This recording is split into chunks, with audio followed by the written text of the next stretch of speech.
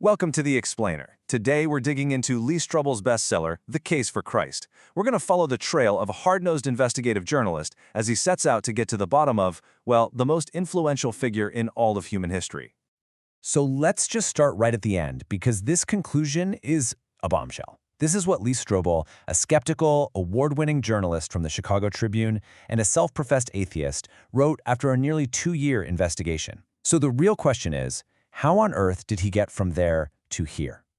To really get the verdict, you have to get the investigator, right? See, Lee Strobel wasn't a pastor or a theologian. He was the legal editor for a major newspaper.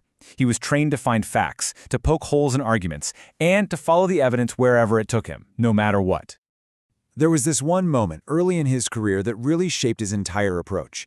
He covered the case of a man named James Dixon, who was convicted of shooting a cop. I mean, it looked like an open and shut case.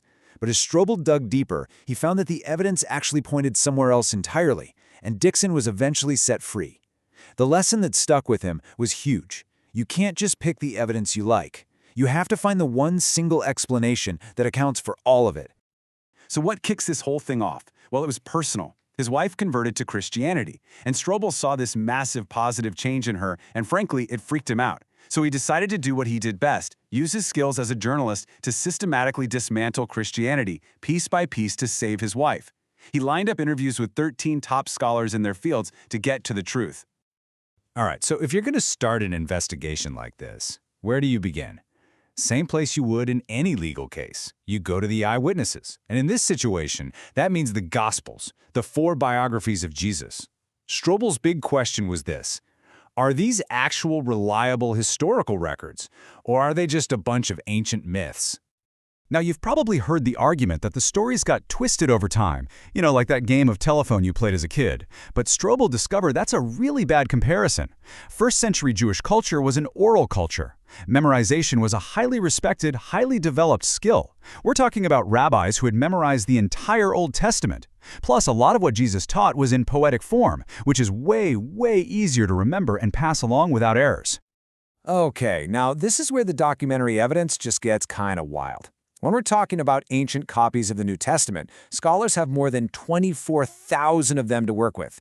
That's an absolutely massive library that lets them cross-reference everything and reconstruct the original text with an incredible amount of confidence. And to really put that number into perspective, think about someone famous like Plato. For his writings, we've got maybe a dozen copies, and our earliest one comes from about 1,000 years after he actually lived. 1,000! Now compare that to the New Testament. Over 24,000 copies, with some fragments dating to within just a few decades of the real events. I mean, for an ancient document, that's just unheard of. It's an absolute treasure trove. Strobel also realized that the gospel writers pass all these basic credibility tests. I mean, think about it. They included really embarrassing stories about themselves, like Peter, their leader, being a total coward. They wrote down Jesus' really hard teachings, stuff you'd never invent if you were trying to make up an easy-to-follow religion. They didn't get rich from this. In fact, just the opposite. They got rejected, tortured, and killed for sticking to their story. Okay, so the internal evidence from the Gospels is looking pretty solid. But any good investigator knows you can't just rely on one source. The next logical step for Strobel was to search for corroboration from the outside, from non-Christian historians who had no reason to be friendly to the cause. And you know what? He found it. Josephus, a Jewish historian, talks about James, the brother of Jesus, who was called the Christ. A Roman governor named Pliny the Younger writes to the emperor about these Christians who were worshiping Christ as to a god. And Tacitus, one of Rome's greatest historians, confirms that Christ was executed under Pontius Pilate. These aren't believers. These are neutral, even hostile witnesses, which makes their accounts incredibly powerful. And it's not just history books. Archaeology has been backing up the Bible for years. For instance, for a long time, critics said the writer Luke made a mistake when he used the word politarchs to describe the rulers in one city, because that word was found nowhere else in ancient literature. And then, whoops, archaeologists dug up a first-century archway in that exact city with an inscription using that exact word. Over and over, the shovels of archaeologists have turned up evidence that confirms the biblical accounts. So all of this is leading up to the main event, the absolute core claim of Christianity, the one thing that, if it's not true, makes the whole thing fall apart.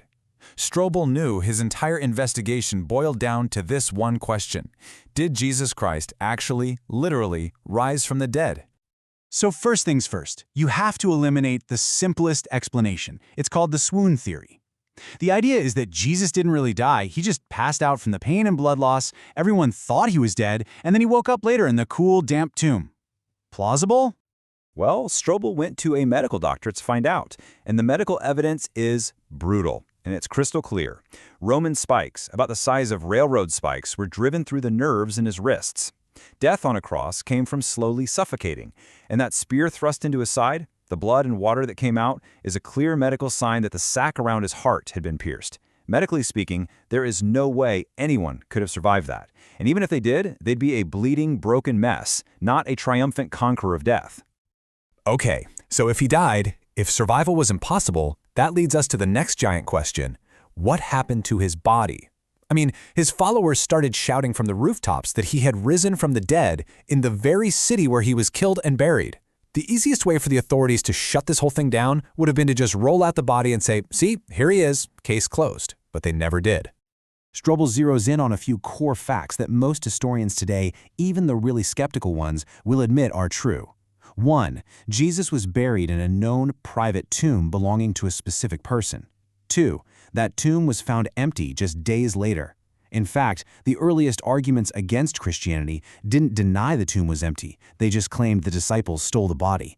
And 3, something happened that transformed his disciples from a terrified group of guys hiding in a locked room into bold proclaimers who were willing to die for this message. And beyond the empty tomb itself, you have the eyewitness accounts of the resurrected Jesus. And one of the strongest pieces of evidence here is this ancient creed, basically a short, memorized statement of faith that the Apostle Paul quotes. Now here's the kicker. Scholars have dated this creed to within just a handful of years of the crucifixion itself. This is like finding a historical headline from the ancient world, and it says, Jesus died, was buried, rose again, and then appeared to hundreds of people, many of whom it says were still alive and could be questioned. So after almost 2 years of digging into the eyewitness testimony, the outside evidence, the medical data, the mystery of the empty tomb, Strobel had to do what every journalist and every juror has to do. He had to reach a verdict. And this was it. He came to the conclusion that the Christian claim that Jesus was exactly who he said he was simply fit the totality of the evidence better than any other explanation he could find. For him, this wasn't some blind leap of faith. It was a rational conclusion, a step in the direction that all the historical evidence was pointing. And look, a verdict like this isn't just an intellectual exercise. It comes with life-altering implications. If Jesus really is God, then his teachings aren't just good advice, they're divine commands. If he really did rise from the dead, then he's alive right now, and death isn't the end of the story. It changes literally everything. In the end, Strobel's book just lays out the case, the evidence he uncovered during his investigation. It reminds me of that James Dixon case he covered all those years ago. It shows how a deep, honest investigation can totally flip your initial conclusion on its head. But ultimately, the book leaves each one of us with the same challenge, to look at the facts for ourselves and decide on our own verdict.